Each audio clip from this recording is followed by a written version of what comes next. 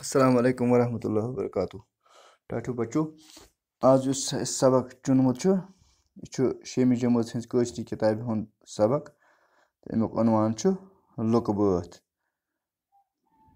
तो बेच ब्याक अथि सत तो यमुक उनवान हकट तो गोया कि यह दोन बातन पे या दोन बातन पे मुश्तमिल सबक। तो आज अमिक मशकी सवालात करें। तो गोडनुक सवाल लगहार लफ्जों सत भरियो खाली जाए।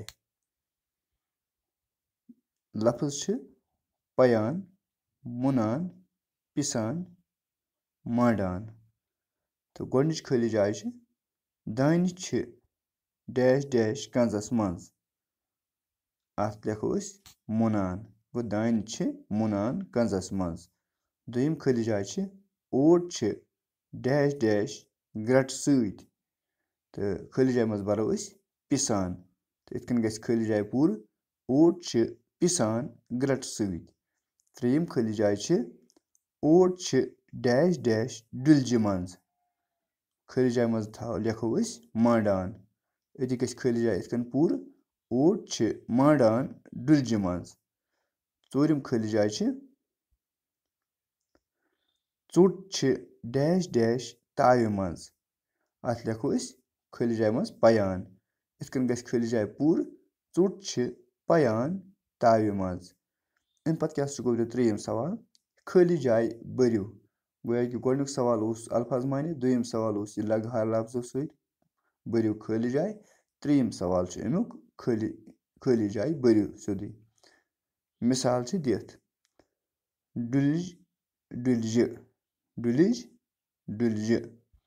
इथे कन कतिज कतिज चंगिज चंगिज पतज पतज।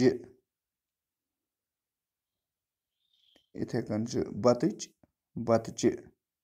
इथे कन लथज लथज। इथे कन छावज छावज। तो अम पत चोरम सवाल जवाब लिखो। अम कह सवाल इन हंद जवाब लिखन। गोडनुक सवाल दान कथ मज मुनुक।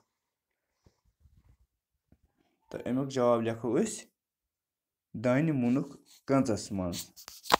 अमुक दोयम पार्ट तोमुल कथ मज पिहुक। तो अमुक जवाब लिखो तोमुल पिहुक ग्रटस मज। अम पत ब्याक सवाल ओट कथ मज मोंडुक। अमुक जवाब लिखो ओट मोंडुक डुलज मज। अम पत ब्याक सवाल चोट कम बगरव। अमुक जवाब लिखो चोट बगरव मामन। अम पत ब्याक सवाल दानस कित पट चोट बनान। अमुक जवाब लिखो दानस तुमुल कड़ित तो ओट बनवित चोट बनान। तो इत कन गो ये सबक मुकम्मल। तो बिहु खुदायस हवाल। अस्सलाम वालेकुम।